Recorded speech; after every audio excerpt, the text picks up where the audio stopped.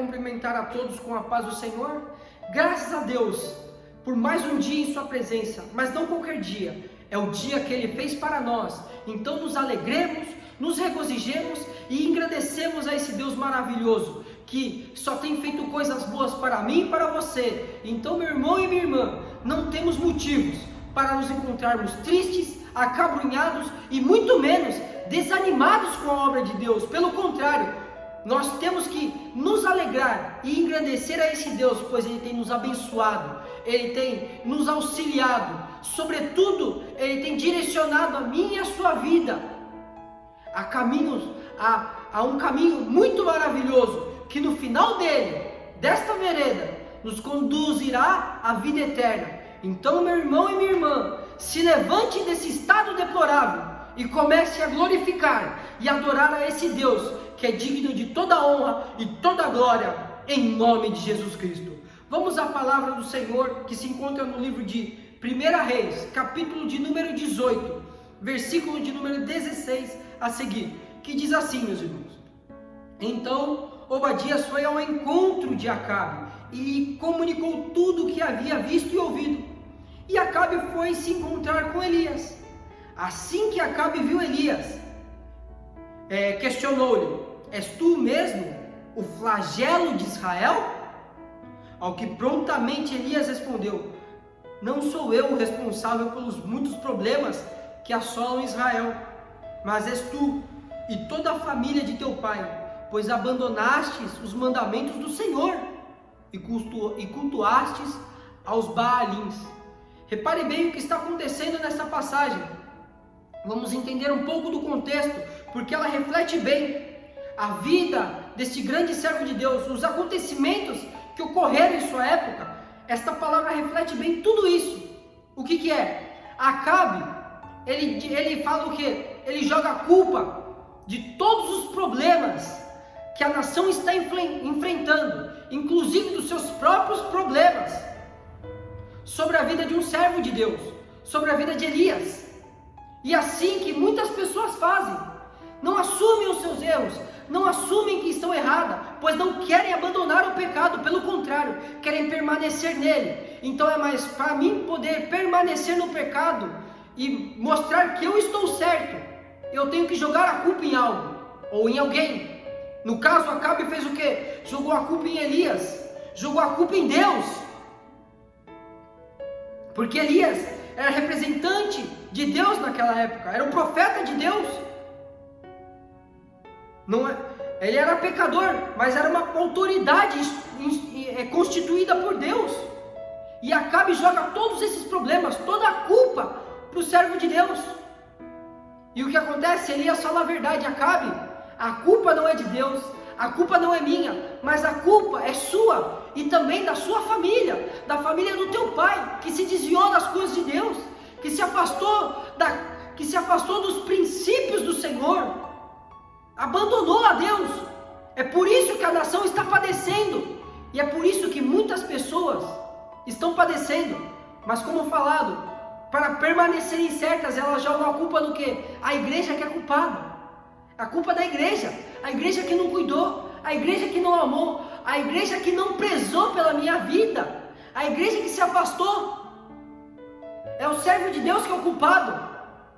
Mas nós vemos aqui que a culpa não era da igreja, que a culpa não era de Elias, muito menos de Deus.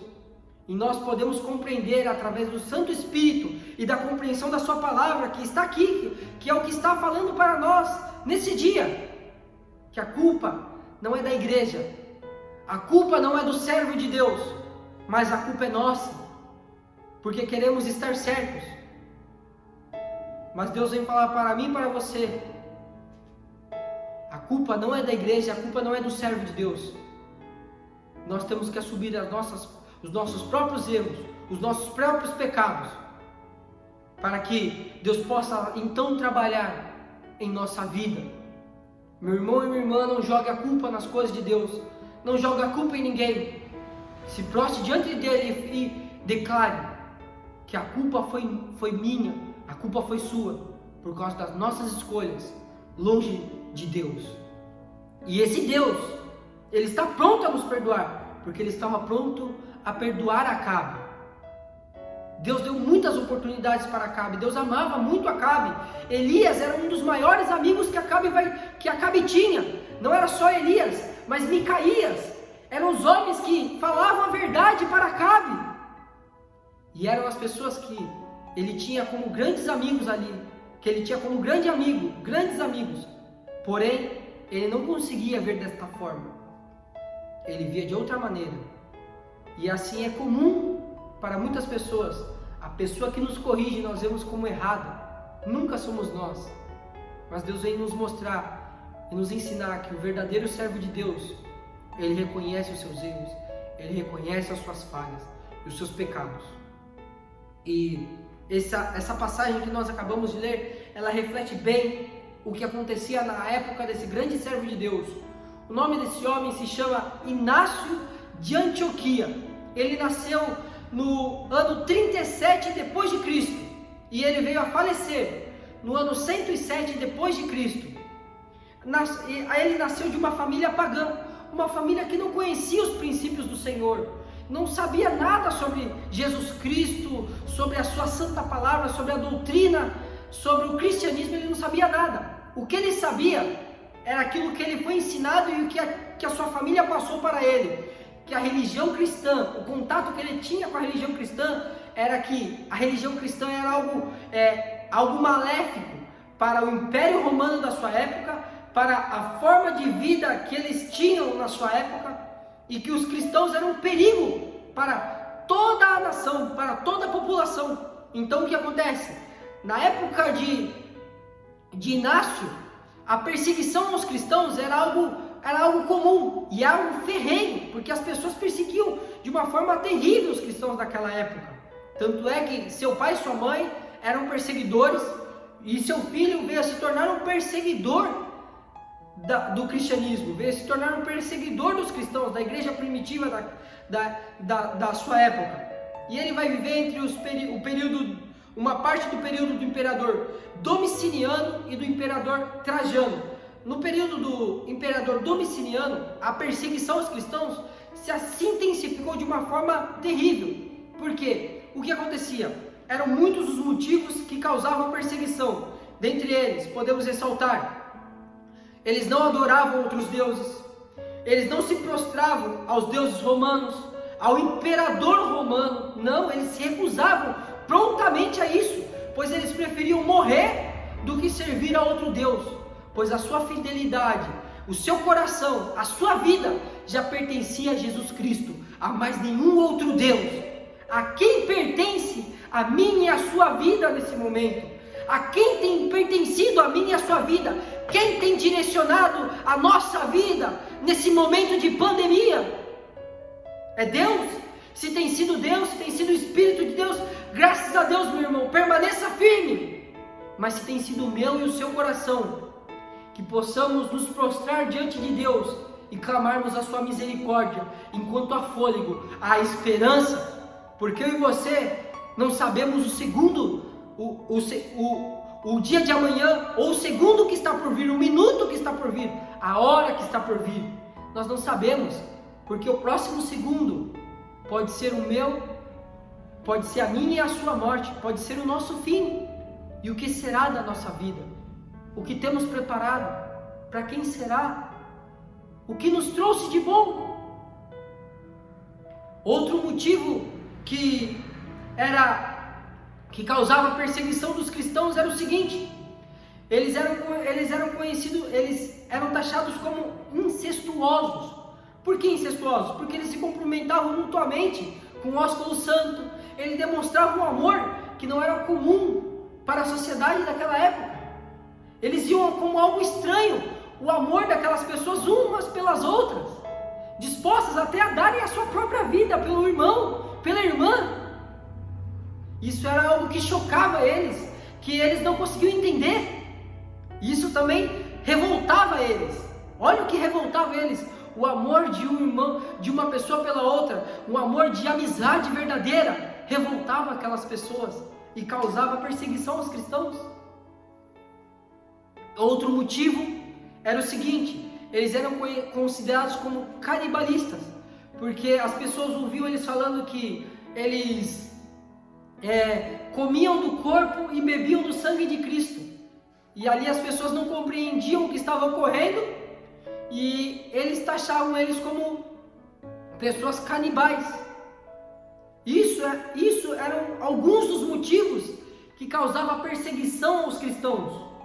Mas ali os motivos que mais impulsionavam a perseguição eram as catástrofes naturais. O que? Por exemplo, se um vulcão entrasse em erupção, a culpa era dos cristãos. Se o Nilo não desse a sua cheia, porque o Nilo, quando ele enche, ele irrigava a plantação que ficava na beira do rio ali, e a produção aumentava, a produção de alimento. Se o Nilo não desse a sua cheia, a culpa era dos cristãos. Se desse um terremoto em alguma cidade do Império Romano, a culpa era dos cristãos.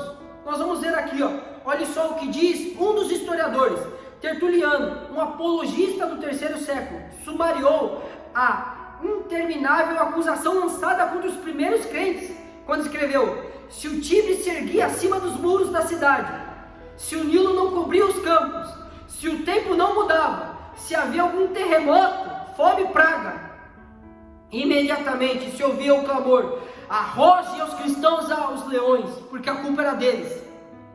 Esse era um dos maiores motivos que causava perseguição aos cristãos, dentre todos esses que nós relatamos. Viu como que era difícil ser um cristão nesta época? E quando Domiciano ele assume o cargo de imperador romano, ele acirra ainda mais a perseguição aos cristãos. O que ele faz? Ele transforma a religião cristã como uma religião ilegal, algo ilegal no Império Romano. E a perseguição veio o quê? Veio a se intensificar ainda mais, veio a se intensificar cada vez mais. Olha só o que Cleveland Coxe escreve sobre os cristãos daquela época e sobre aquela época que eles viviam. Aqueles foram tempos de heroísmo, não de palavras, uma época não de escritores, e sim de soldados, não de faladores, e sim de sofredores, porque era algo terrível você ser um cristão naquele momento, naquela época da história. Em toda a época da história, em todo o período da igreja, sempre vai ter períodos conturbados como esses, onde ser um cristão pode custar a sua própria vida. E a época de Inácio de Antioquia, ser um cristão custaria a sua própria vida. E será que eu e você estaríamos dispostos a darmos a mesma em favor das coisas e da obra de Deus?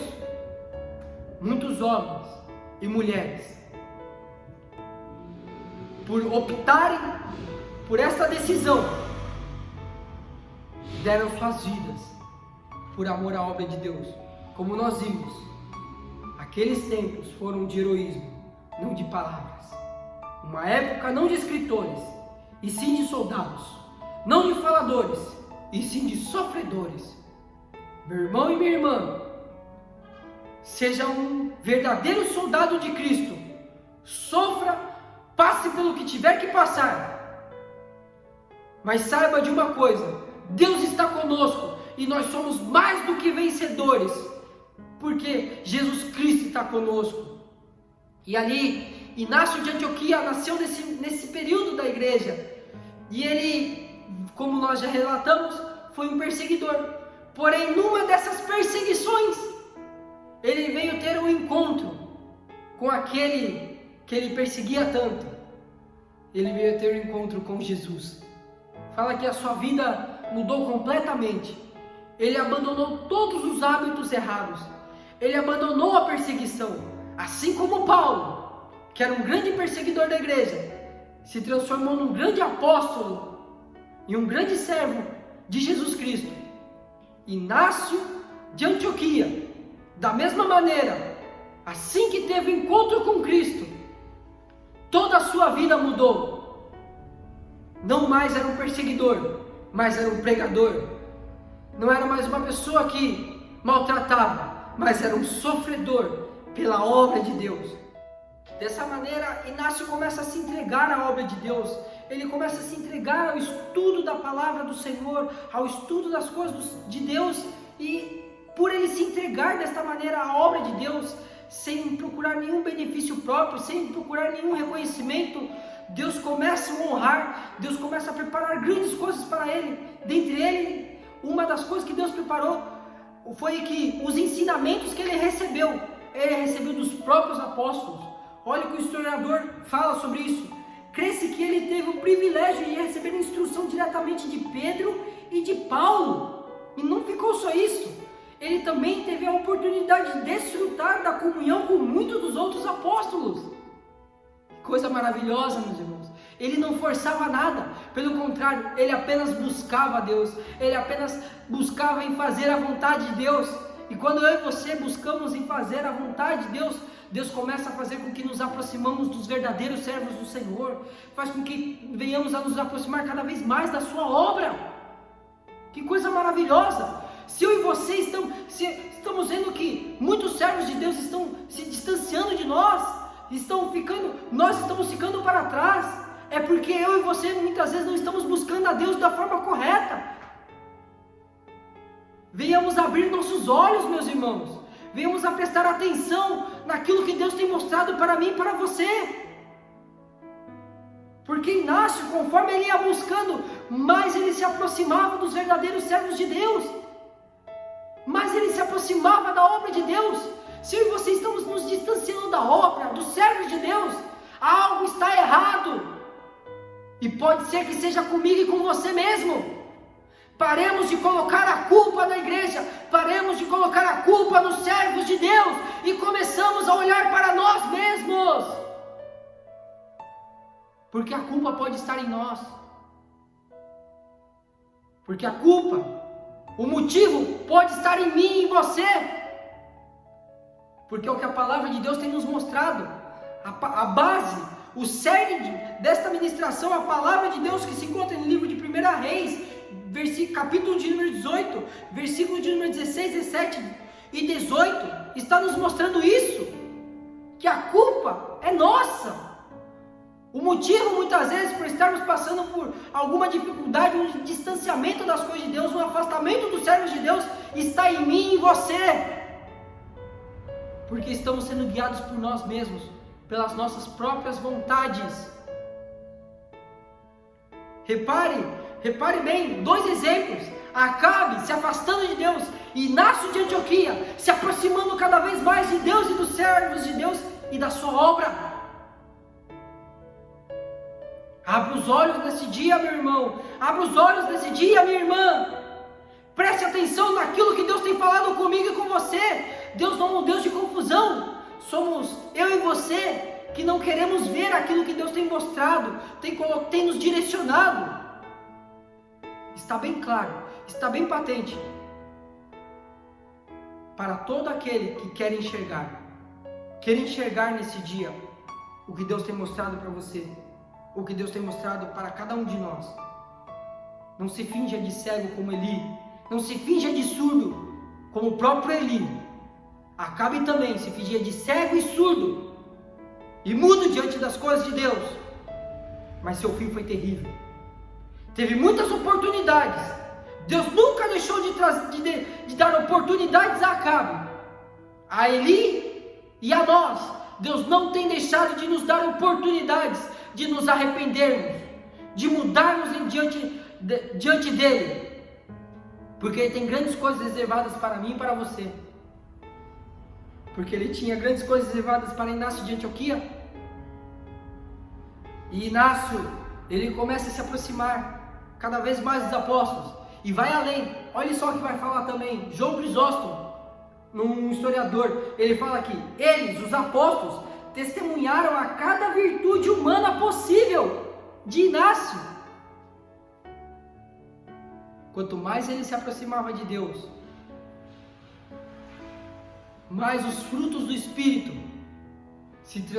eram evidentes em sua vida. Que coisa maravilhosa, meus irmãos. Que coisa linda mesmo, meu irmão e minha irmã. Que eu e você possamos nos aproximar mais de Deus. Porque Ele tem reservado grandes coisas para mim e para você. Não abra mão daquilo que Deus tem reservado para nós. Não abra mão daquilo que Deus tem reservado para você. Não abra mão. Permaneça firme. Permaneça fiel a Ele. E com o passar do tempo, Inácio foi ali se tornando uma pessoa, um obreiro muito ativo na igreja de Antioquia. Um obreiro que era muito requisitado ali. Precisava-se de algo, se contava com Inácio. Se fosse chamar alguém para orar, a primeira pessoa que eles chamavam era Inácio. Era preciso resolver um problema, eles iam chamar Inácio. Não tinha outros obreiros? Tinha outros obreiros. Mas se chamava um, não se encontrava. Buscava outro, não dava, estava ocupado. Mas quando chamava Inácio, largava tudo e ia fazer as coisas de Deus. Porque o que ele tinha de primordial em sua vida, o que ele aprendeu, foi que é Deus em primeiro lugar. Primeiro o reino de Deus. Primeiro Jesus Cristo em minha vida. Claro que alguns momentos que não dava mesmo para ele ir. Ele não podia ir. Que tem momentos na minha e na sua vida que tem horas que não dá para mim e para você abrir mão. Mas tem momentos que a obra de Deus precisa, carece de uma urgência da nossa parte. E temos que largar aquilo que estamos fazendo. Temos que abrir mão daquilo que estamos realizando e fazer a obra de Deus. E Inácio era dessa forma. Precisava se contar com alguém. Lá estava Inácio. Lá estava Inácio. Lá estava Inácio. Lá estava Inácio. Lá estava Inácio. Inácio sempre estava disposto a fazer a obra de Deus. Estava disposto assim a realizar aquilo que lhe era conferido. E ele não fazia de qualquer maneira, ele fazia com alegria, ele fazia com gratidão a Deus. E por fazer tudo isso com gratidão a Deus, com alegria, Deus lhe havia reservado um posto de extrema honra diante desta igreja. Porque a igreja ali, ela tinha muitos anciãos, que eram os líderes daquela igreja. E os apóstolos, direcionados por Deus, resolveram que não seria mais um conglomerado de líderes, que iriam, não que estava errado isso, não, mas Deus começa a direcionar de outra forma. Deus dá a direção que, agora quem dirigiria a igreja de Antioquia não seria mais os anciãos, pois os anciãos agora teriam outras funções, mas seria apenas uma pessoa, teria apenas um bispo.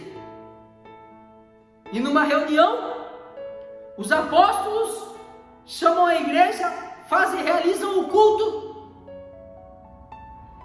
onde tinha muitos obreiros, muitos membros, pessoas que serviam a Deus verdadeiramente. E lá estava também Inácio, na sua função, no lugar em que Deus havia lhe designado. E então, o que veio acontecer? Os apóstolos tomam a posição, começam a ministrar, começam a falar, e agora eles começam a falar a direção que Deus havia lhes dado, que agora haveria um bispo na igreja. Apenas uma pessoa comandaria a igreja, pois os anciãos, os líderes agora seriam direcionados a fazer outras coisas, pois ali os obreiros que eles podiam contar, as pessoas que eles podiam contar, estavam poucas, estavam começando a sobrecarregar, então eles precisavam desafogar algumas áreas da igreja, alguns lugares que precisavam de obreiros. E eles falam que naquele dia eles iriam consagrar um obreiro.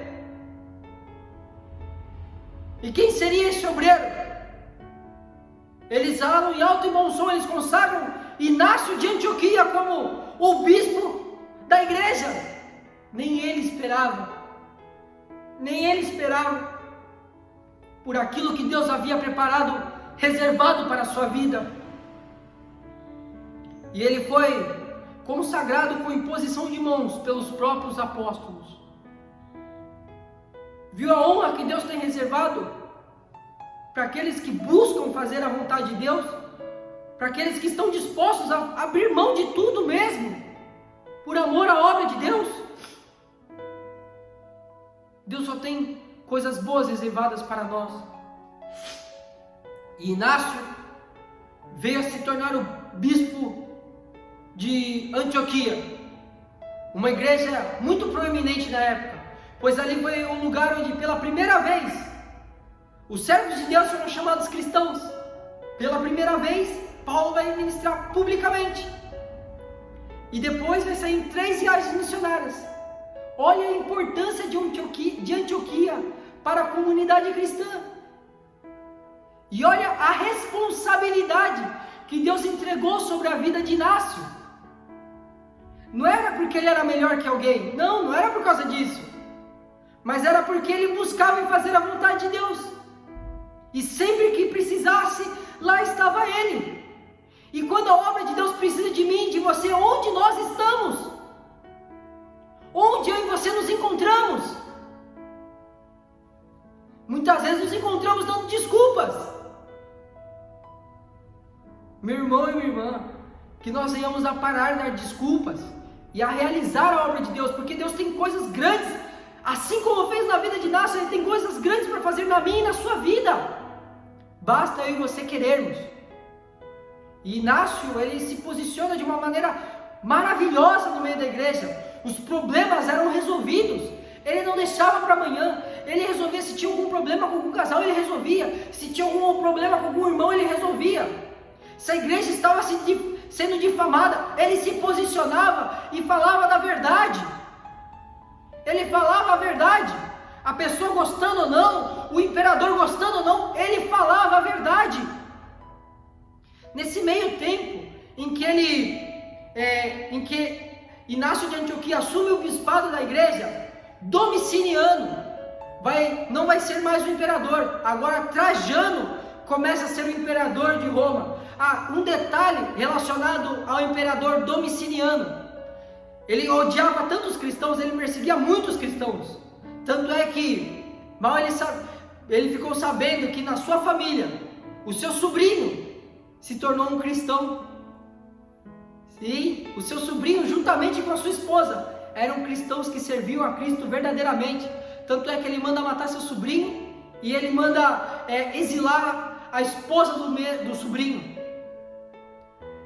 Posteriormente, Domiciano veio a passar, e quem veio assumir como imperador veio ser Trajano. A perseguição, ela dá uma reduzida. Ela não se intensifica da mesma forma como era no governo de Domiciano. Porém, continua sendo uma religião ilegal. E se o cristão fosse pego, ele era brutalmente massacrado.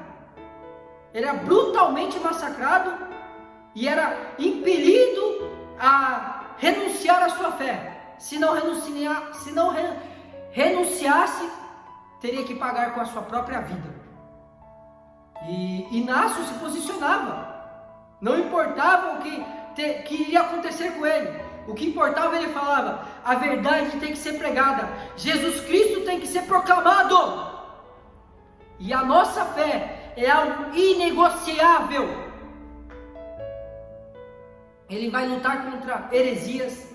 Olha só o que João Crisóstomo fala daquela época, que agora Trajano veio a assumir o império. Olha só, João Crisóstomo escreve: para onde se olhasse, penhascos, fossos, guerras, batalhas e perigos, governadores e imperadores, e os povos e cidades e raças, quer domésticos ou estrangeiros, estavam tramando contra os cristãos, contra os crentes. A todo momento eles corriam o risco de vida. A todo momento eles corriam o risco de serem presos. Mesmo que a perseguição tenha dado uma acalmada. Porém, Inácio nunca deixou de trabalhar em favor das coisas de Deus. E o que veio acontecer? Trajano, ele foi travar uma guerra veio travar a guerra contra a Armênia. E o que aconteceu? Ele vai passar por Antioquia. Quando ele passa por Antioquia, ele prende Inácio. Ele veio prender Inácio. E veio fazer com que Inácio viesse a renunciar a Jesus Cristo. Vamos ver o que ele fala. Olha o que Inácio fala diante dessa prisão, diante desse acontecimento. Inácio orou: permito-me ser alimento de animais selvagens, por cuja instrumentalidade se me considerar chegar a Deus. Eu sou o trigo de Deus, e que eu seja triturado pelos dentes de animais selvagens, para que eu encontre o pão puro de Cristo. Essa é uma das frases mais conhecidas de Inácio. Quando ele é preso e fala que ele vai ser jogado aos leões, às feras, fala que se ele não renunciar a Cristo, ele vai ser morto. Ele ora dessa forma, que ele prefere ser alimento das feras, ser moído, do que renunciar à sua própria fé, do que renunciar ao seu próprio Deus, do que renunciar a Jesus Cristo. E Inácio veio a ser preso. Inácio vai ser dirigido, vai ser levado a Roma. E fala que cerca de 10 soldados vão levá-lo a Roma. Ele vai ser preso, acorrentado a esses 10 soldados. Mas ele não estava sozinho, ele estava com outras pessoas. Mas os 10 soldados estavam todos acorrentados a essas pessoas, e principalmente a Inácio, porque eles tinham a ordem de não deixar Inácio fugir, de estar sempre de olho nele, porque ele seria o exemplo. Ele era o líder, e sabia que se ferisse o líder, a igreja, as pessoas que serviam a Cristo, que tinham ele como exemplo, retrocederiam. Mas mal eles sabiam que Inácio não era qualquer líder, não era qualquer soldado, mas era um líder, um soldado verdadeiro de Cristo, um homem que não barganhava a sua fé. Ele vai passar por Esmirna, ele vai passar por Filadélfia, ele vai passar por algumas cidades onde ele veio a escrever algumas cartas, onde ele veio poder encontrar com alguns irmãos. E nessa viagem para Roma, se relata alguns dos seus pensamentos. Olha só o que diz alguns historiadores. Inácio pensava em sua viagem a Roma para a execução como uma consciente imitação da última viagem do Senhor a Jerusalém para a cruz. Que coisa maravilhosa, meus irmãos, que coisa maravilhosa. E fala que alguns irmãos vinham ali, ele foi liberado para ele a visita de algumas pessoas, de alguns irmãos que vinham para tentar ali o confortar. Mas só que quando as pessoas saíam dali, elas eram confortadas. Elas eram confortadas por Inácio, pois todas elas falavam: nunca vi este homem tão firme e tão resoluto como ele se encontra agora. O seu Deus está tão perto dele, que possamos seguir o mesmo exemplo. Era o que eles falavam. E ele vai chegar a Roma. Quando ele chega em Roma, ele é direcionado ao Coliseu. Ali era onde os gladiadores lutavam, batalhavam, e onde os cristãos eram brutalmente assassinados. Fala que o principal espetáculo, a principal atração era o martírio dos cristãos, era o sacrifício dos cristãos. E era o mais terrível momento de toda aquela festa, de todo aquele evento. O pior momento, o momento que tinha o maior nível de brutalidade, era o martírio dos cristãos. E vamos estar vendo aqui o que Inácio veio a falar quando está próximo do seu martírio. Ele fala o seguinte: que estar perto da espada era estar perto de Deus. Em uma das suas cartas, antes de sofrer o martírio, ele escreve o seguinte: eu quero que todos os homens saibam que morri por Deus de minha própria iniciativa. Olha que coisa maravilhosa! Ele falou: estou morrendo não porque sou obrigado, estou indo para o martírio não porque alguém me obrigou, não porque Deus me obrigou, eu estou indo porque eu escolhi ir, eu escolhi ir amar a Deus. Pessoas colocam a culpa: a minha escolha foi culpa do pastor, a minha escolha foi culpa de fulano, foi culpa da igreja. Não, a minha e a sua escolha foi culpa nossa, nós que escolhemos.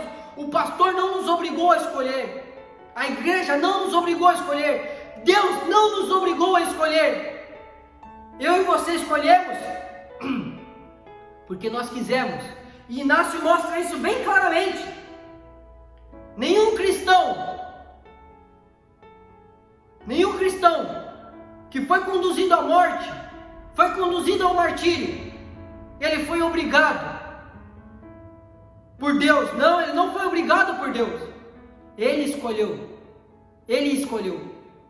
Vamos estar lendo o que Inácio fala nas suas cartas, e também ele fala antes da sua morte: eu quero que todos os homens saibam que morri por Deus de minha própria iniciativa. Ninguém tomou essa decisão por mim, sou eu que estou tomando a decisão. Atrair os animais selvagens para que se tornem meu sepulcro e não deixem para trás nenhuma parte de meu corpo, de modo que, quando estiver caído no sono, eu não sobrecarregue a ninguém. Então, realmente, serei um discípulo de Jesus Cristo, quando o mundo já não mais vir meu corpo. E as feras foram soltas, e Inácio foi devorado pelas mesmas. Um grande homem, um grande obreiro, que a igreja primitiva pôde ter, que agora se encontra com Jesus. Que eu e você possamos estar firmes. E assim, o plano de Trajano para assustar e fazer com que todos os cristãos retrocedam caiu por terra, pois todos ficaram sabendo do testemunho de vida de Inácio de Antioquia, do líder deles, no qual os impulsionou ainda mais a servir a Cristo com todas as suas forças, e se possível, e se necessário, a sua própria vida. Que eu e você, meus irmãos, possamos estar dispostos a nos posicionarmos da maneira como Deus requer da minha e da sua vida. Que você seja abençoado, seja fortalecido por Jesus Cristo, pelo seu Santo Espírito. Que todos saibam que o que nos aguarda, assim como Inácio tinha certeza que o que o aguardava ele era um encontro com o seu Salvador, tenha essa mesma certeza que o que nos aguarda é o encontro com o nosso Salvador Jesus Cristo. Podem culpar, podem falar o que quiser, mas nós sabemos quem nós servimos. Nós sabemos que Jesus vive e reina para todo sempre. E a verdade será mostrada, como foi mostrado por Elias, através da sua palavra, através do Espírito Santo de Deus, como foi mostrado por Inácio de Antioquia. A verdade irá prevalecer e a mentira cairá por terra. E assim eu agradeço essa rica oportunidade em nome de Jesus Cristo.